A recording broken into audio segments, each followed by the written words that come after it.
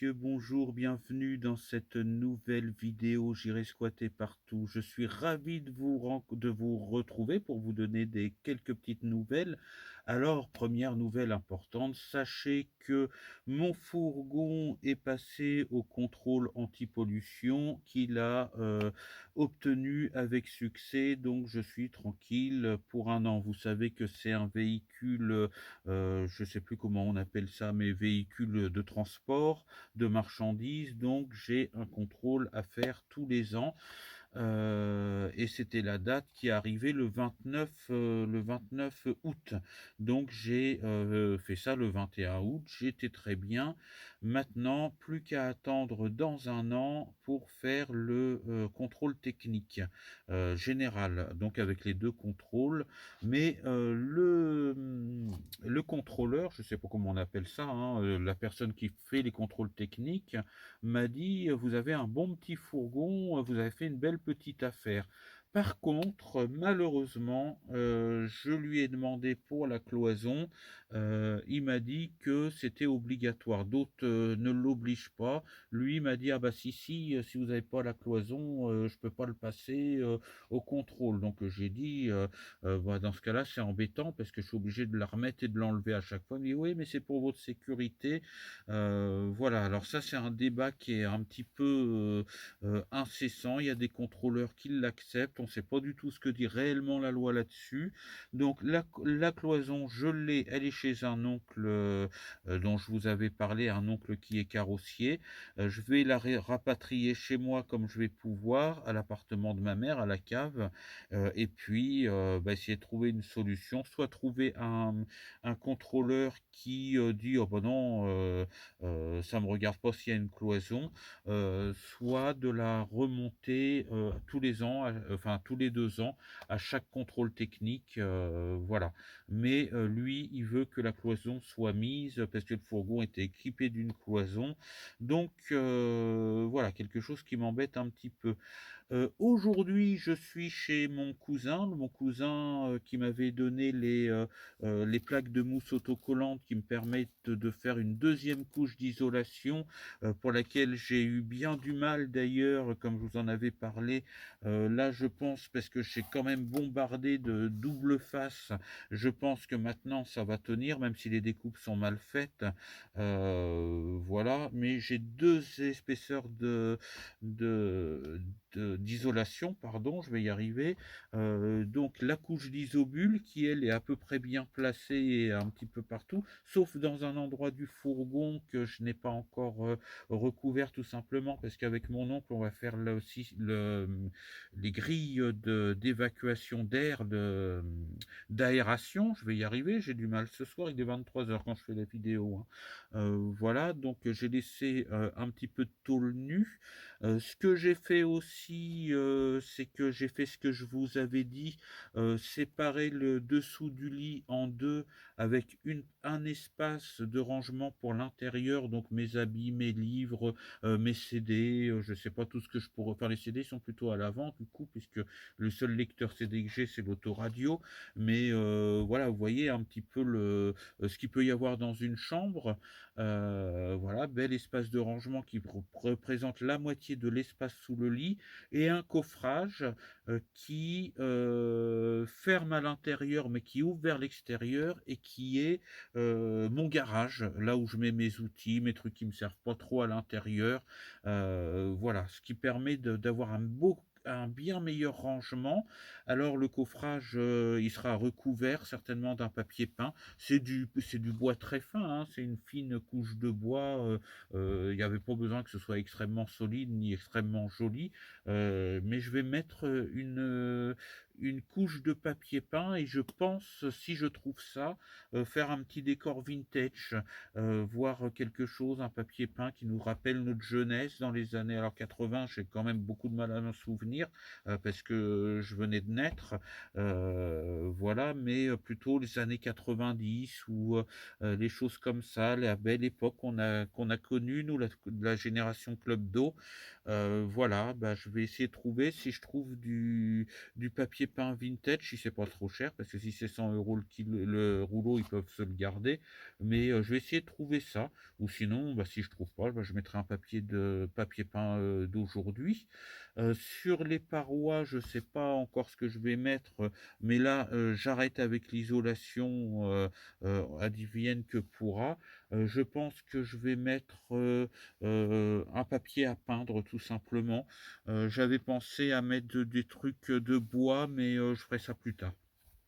Je suis vraiment pas assez bon en bricolage, je suis vraiment une bille en bricolage, donc je sais pas si j'arriverai, surtout qu'il y a c'est pas régulier partout, je mettrai des tasseaux plus tard et puis je verrai, mais en attendant, je pense que je vais mettre un papier à peindre.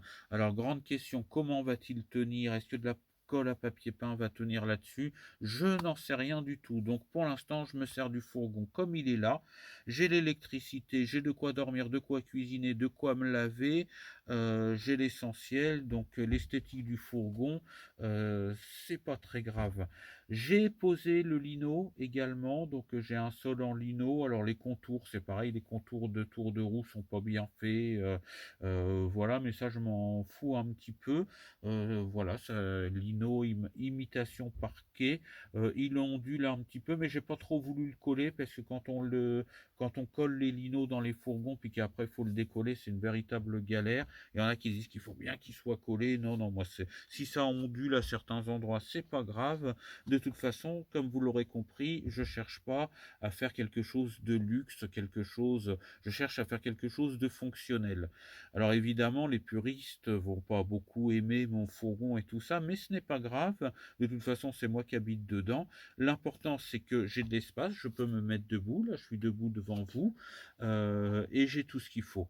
Après, il faudra que j'organise pour, le rangement et la déco, on verra après parce que j'ai perdu beaucoup de temps, avant de partir. Nous sommes, fin août et j'ai toujours pas fait de road trip, pour diverses raisons, notamment, la pluie, parce que tout le mois de juillet, ça a été de la pluie, ça m'a totalement découragé, mais voilà. Autre chose que j'ai fait aussi, c'est que sur le meuble cuisine, vous saviez que je vous avais montré les portes du meuble de cuisine, tenaient avec du scotch. Donc j'ai mis mes petits crochets, comme ça ne bouge absolument pas, et je peux rouler l'esprit tranquille. J'ai maintenu le meuble cuisine. Alors il bouge pas quand je roule, même dans les ronds-points assez difficiles, mais j'ai quand même, rajouté un tendeur derrière pour qu'il soit maintenu, pour pas qu'il bascule, au cas où, voilà. Il a jamais bougé pendant que je roulais, même quand il n'était pas accroché, mais là, il est un petit peu mieux accroché, c'est plus sécurisant. Qu'est-ce que je peux vous dire? Bah, où je suis en ce moment, hein, je suis chez mon cousin, je suis pas en road trip, je dors dans mon fourgon. J'aurais pu très bien dormir dans la maison, mais ça me permet, bah, d'essayer un petit peu plus le fourgon. Comme vous le savez, j'ai déjà passé plusieurs nuits dedans, mais le lit est très confortable. Je dors mieux que chez moi, qu'à la maison, donc je dors très bien dans le fourgon. Je suis chez mon cousin qui m'a donné les plaques pour l'aider, à mon tour, parce que même si je suis très mauvais bricoleur, il est en train de construire une pergola, devant la porte de sa maison, une grande pergola, pour, y mettre plein de plantes après et cetera. Donc, je suis en train de l'aider à ça, pour, monter les palettes parce qu'il fait ça à partir de grosses palettes de chêne, donc il a fait un petit peu de menuiserie là-dessus, voilà, il fait ça comme ça, donc moi je l'aide à monter tout ça, à fixer tout ça. C'est lui qui dirige la manœuvre, mais voilà, on aime bien se rendre de service, dans la famille, ça a toujours été comme ça. La génération de nos parents faisait comme ça, hein.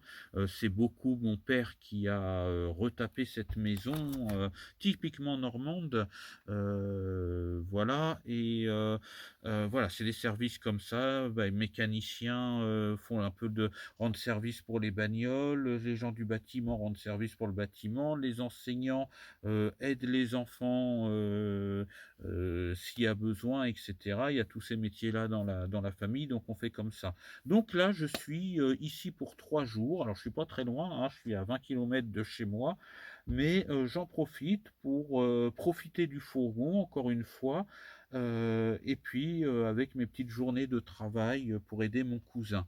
Je sais plus ce que j'avais à vous dire, c'est une vidéo faite un petit peu à l'arrache, spontanée, on va dire, mais voilà les principales nouvelles. Ce que je prévois maintenant, c'est que demain soir, normalement, je rentre à Bernay.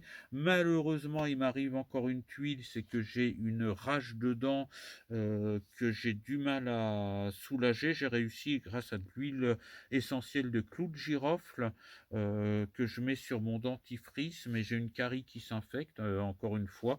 J'ai des problèmes d'acidité avec la nourriture, je pense. Donc il va falloir que je trouve un dentiste et ça, c'est enfin que j'aille ch que j'obtienne un rendez-vous chez un dentiste. Donc ça, ce n'est pas évident du tout, donc j'en ai pour à peu près 6 mois, avant que de d'avoir un rendez-vous chez un dentiste, et je voudrais bien partir avec le fourgon parce que j'ai pris, du retard. Donc ce que je vais faire, c'est que je vais aller voir mon médecin généraliste, qui est au courant que de trouver un dentiste, c'est très difficile. Je vais lui demander de faire le traitement antibiotique qui va me soulager des douleurs et qui va me permettre d'attendre, l'intervention du dentiste et pendant que j'aurai les antibiotiques, je pourrai partir. Alors moi, je pense partir très prochainement, en direction de Villers-sur-Mer.